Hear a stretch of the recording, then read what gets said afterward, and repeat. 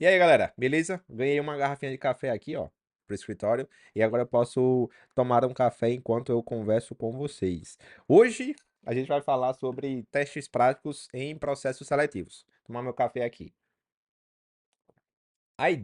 Essa ideia de falar sobre isso, veio basicamente desse post aqui que o Rodrigo Lemes, lá do Bom Dia o X, fez, falando sobre como ele estava refletindo essa forma de aplicar testes em processos seletivos. Eu deixei esse comentário aqui falando o porquê que eu nunca apliquei um teste prático e o porquê que eu acho que, na verdade, esse teste ele pode ser até contraproducente, tanto para o candidato quanto para a empresa, né? Vamos lá, eu vou minimizar aqui para a gente ir lá para o Figma e a gente elaborar um pouquinho melhor esse raciocínio. Eu quero te falar também que lá no final do vídeo, se você for fazer um teste prático, eu quero te falar como é que você pode se preparar e como é que você pode aumentar as suas chances de ser contratado, de ter mais visibilidade e mais chances de avançar nessa etapa do processo seletivo, beleza?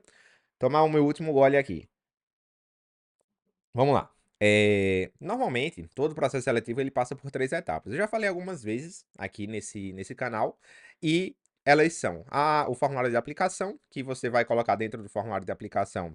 Você vai colocar normalmente expectativa salarial, você vai colocar suas informações pessoais, e você vai colocar também algumas outras coisas que, a depender do formulário que você está preenchendo, eles vão pedir. Por exemplo, quanto tempo de experiência você tem, quanto tempo de experiência em tal ferramenta você tem, enfim. Mas sempre vai ter esse formulário de aplicação. Depois você vai para a entrevista com o RH e depois você vai para uma entrevista técnica. O ponto que eu quero trazer aqui é que nessa entrevista técnica, provavelmente depois dela é que entra o teste prático. Normalmente, o teste prático ele entra logo após a entrevista técnica. E aí, para nós designers, e aí entra realmente a gente afunila aqui falando mais para designer mesmo, que é o quê? Normalmente, eu acho que se você já passou por isso, por um teste prático, você pode falar aí nos comentários se aconteceu com você ou se você já viu acontecer com alguém. Esse teste prático, um dos primeiros problemas que eu vejo é que, na maioria das vezes, esse teste prático aqui, ele é avaliado, teste prático, ele é avaliado, deixa eu voltar para cá que eu me enrolei aqui, teste prático é avaliado por um não designer. Na maioria das vezes, talvez não na maioria, né, vamos lá, em alguma parte, em algumas vezes, é comum que você seja entrevistado e essa entrevista técnica aqui, junto ao teste prático, ele seja executado e ele seja liderado por uma pessoa que ela não é designer. E tudo bem, às vezes a empresa ela não tem recursos suficientes para contratar um lead ou um manager. E aí, a pessoa que vai estar ali sob o seu teto, ali vai estar hierarquicamente acima da sua posição, ela pode ser um PO, uma pessoa de produto, um head de produto, ela pode ser o próprio dono da empresa, e se o dono da empresa for um desenvolvedor, ele pode ser que ele seja também um desenvolvedor. Isso acontece bastante com essas startups menorzinhas. E aí entra o primeiro problema que eu vejo aqui. Esse teste prático, quando ele é avaliado por um não designer, você já tem um viés, né? Como é que você avalia uma qualidade qualidade técnica de um profissional na qual você não tem habilidade técnica para avaliar? Isso é um ponto. O outro ponto é que, quando a gente aplica um teste prático, a gente costuma receber dois tipos de perfis. Dois tipos de perfis de candidatos.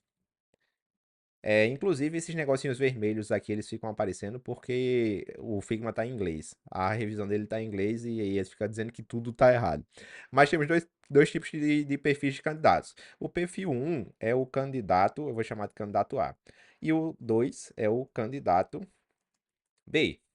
Só que existe uma enorme diferença do candidato A para o candidato B, quando o candidato A ele tem menos tempo disponível para executar aquele teste prático. Então vamos imaginar que ele trabalha, né, durante o dia ali, e ele tem 2 horinhas à noite para fazer aquele teste prático. Enquanto o candidato B, ele não está empregado atualmente e ele tem ali disponível 10 horas do seu dia. Ele tem 10 horas do seu dia para executar aquele teste prático. E aí você aplica um teste prático que dura 5 dias. Eu vou colocar 5 dias aqui, né? Uma semana útil, né? Vamos chamar aqui 5 dias. O candidato A,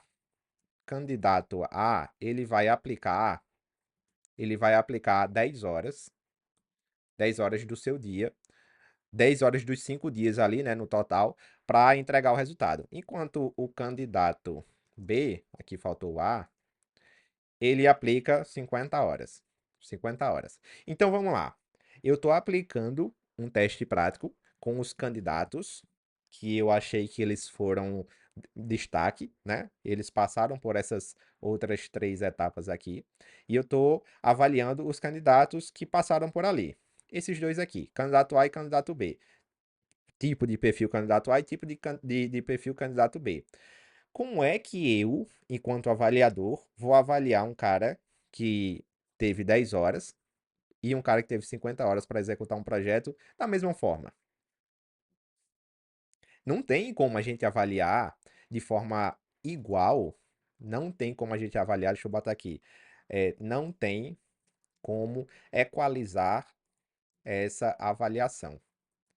Então, esse foi um dos motivos principais pelo qual eu nunca gostei de aplicar teste prático. Porque normalmente quem tem mais tempo de executar, ele entrega um melhor resultado. O que não quer dizer que esse candidato aqui, se contratado, ele vai ser pior do que esse candidato aqui. De forma nenhuma. Porque quando eles forem contratados, ambos vão ter o mesmo tempo igual. Normalmente são ali as 40 horas semanais.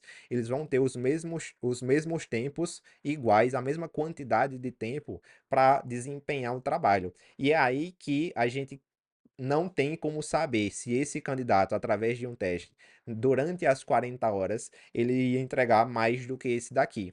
Será? Será que sim? Será que não? Nunca vamos saber, porque a gente não tem como equalizar essa balança avaliando um cara que trabalhou 10 horas e outro que trabalhou 50 horas. Então, como é que a gente resolve isso? Foi uma das propostas que eu coloquei lá no comentário, né? Se a gente tem, por exemplo, um teste prático, Inclusive, o Rodrigo, ele perguntou como é que a gente conseguiria escalar isso daí. A gente tem um teste prático que eu vou imaginar aqui que 10 pessoas passaram. 10 pessoas passaram e durou aqueles 5 dias ali, né? 5 dias. Para avaliar o resultado dessas 10 pessoas, você tem que entender que provavelmente esse cara aqui, ele entregou um negócio mais detalhado. Enquanto esse aqui, ele entregou um negócio mais simples. Então vamos imaginar que essas 10 pessoas que fizeram durante 5 dias esse teste prático, elas entregaram esses 10 projetos e a empresa levou, sei lá, durante 10 projetos ela levou ali meia hora para avaliar cada um. Então ela levou 300 minutos, que dá o quê? 6, 12, 18, 24, 30, dá 5 horas, né? 5 horas. 5 horas. Se eu não estou fazendo as contas erradas, dá 5 horas de avaliação. Se ela levou 5 horas de avaliação para avaliar essas 10 pessoas, por que que não seria mais simples tirar 15 minutos ou 20 minutos para aplicar um teste prático na hora da entrevista ali? Se a gente pede, a gente entrega um Figma, ó, o Figma tá aqui. Beleza. A gente tem essa página de login aqui que a retenção dela, a gente tem essa página de e-commerce aqui de carrinho que a retenção dela é baixa. Muita gente abandona esse carrinho. Como é que você, enquanto designer, pode melhorar problemas de usabilidade, identificar e melhorar problemas de usabilidade e fazer melhorias pontuais aqui? Não para o cara criar um design system, não para o cara criar muitos componentes, não. Basicamente, para ele olhar, identificar o problema que ele tem ali na frente dele, elaborar uma solução de modo que ele consiga expor os conhecimentos que ele tem. E depois disso, quiçá, se der tempo aqui, nesses 15 a 20 minutos, elaborar um protótipo, já que ele já tem um ali na frente dele, elaborar um protótipo que possa resolver esse problema. E aí você tem um conhecimento teórico dele, né? Porque ele elaborou a solução a proposta de solução dele. E se der tempo, você também tem o conhecimento prático dele. Porque você vai ver. uma vez que ele está compartilhando o Figma, você vai ver como é que ele cria protótipo, você vai ver como é que ele cria auto layout, você vai ver como é que ele cria frame, você vai ver as boas práticas dele, você vai ver como é que ele usa grid, você vai ver como é que ele cria componente. Então, você consegue ali durante 15 a 20 minutos, que venhamos e convenhamos que se a gente aplicar isso ali vezes 10 dá igual a 200 minutos. 200 minutos. Ou seja, é menos tempo para a empresa, é menos tempo para o candidato, né, no caso, e todo mundo sai ganhando. Porque o cara que ia gastar 50 horas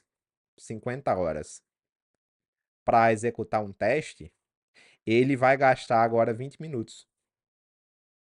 A empresa que ia levar 300 minutos ou 5 horas para avaliar todos aqueles resultados que as pessoas entregaram em diferentes tempos de produção, ela vai levar agora 20 minutos para avaliar.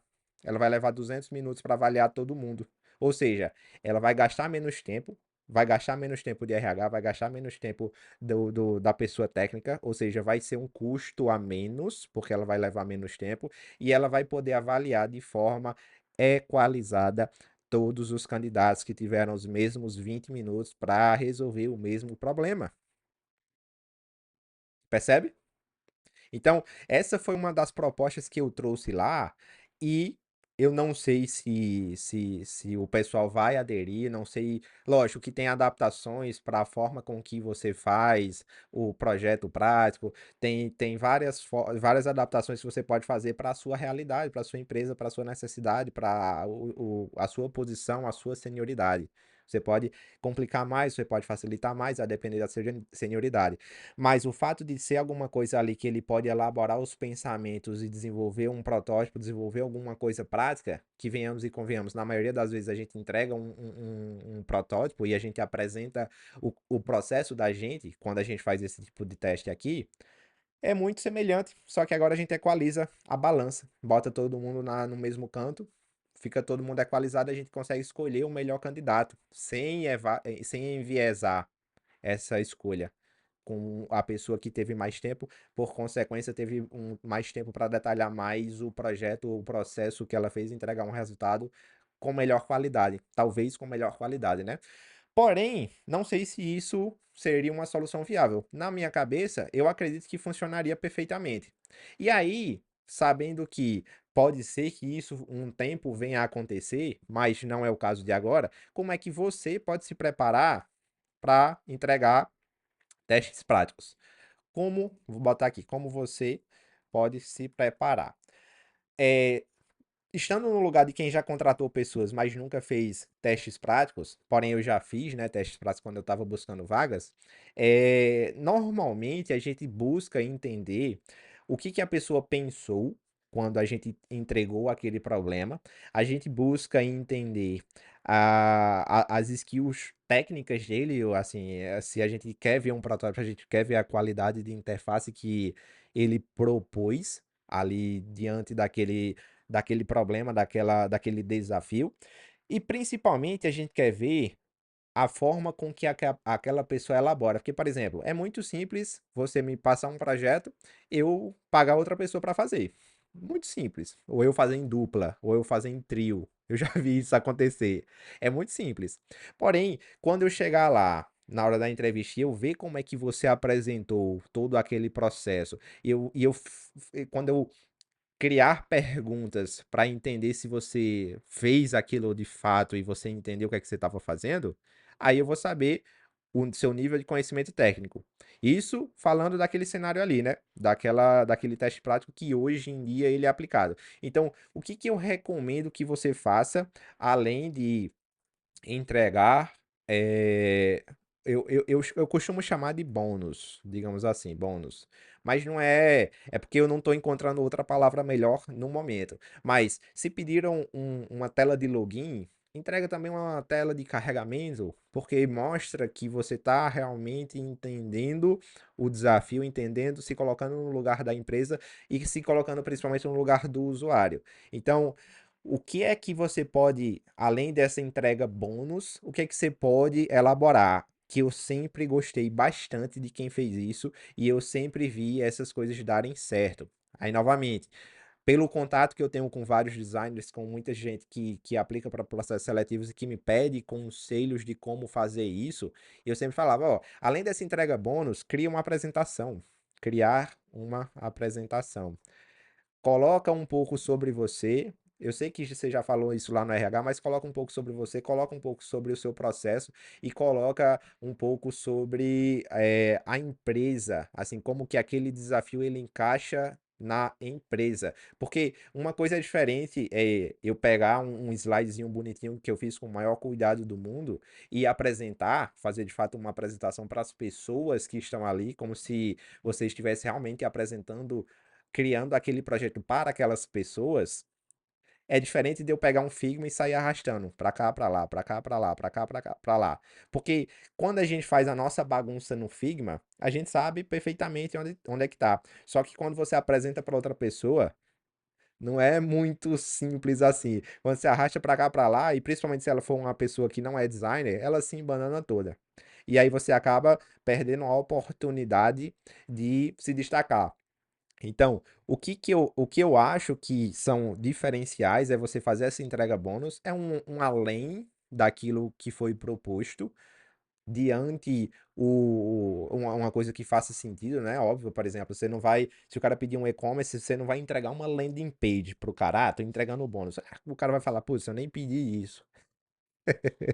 Mas, além dessa entrega bônus, uma apresentação mostrando que você possa guiar o cara por aquilo que você pensou, por aquele seu processo, por aquele seu resultado, pode ser uma coisa bem interessante que vá te destacar diante esses outros candidatos aqui. Mas era isso que eu queria trazer para vocês. Coloquem aí nos comentários se vocês concordam, o que é que vocês acharam dessa proposta que eu trouxe aqui para equalizar a avaliação que a gente tem nos testes práticos e se você já viu alguma coisa parecida e que funcionou com você. Deixa aqui nos comentários, eu vejo vocês no próximo vídeo. Um abraço.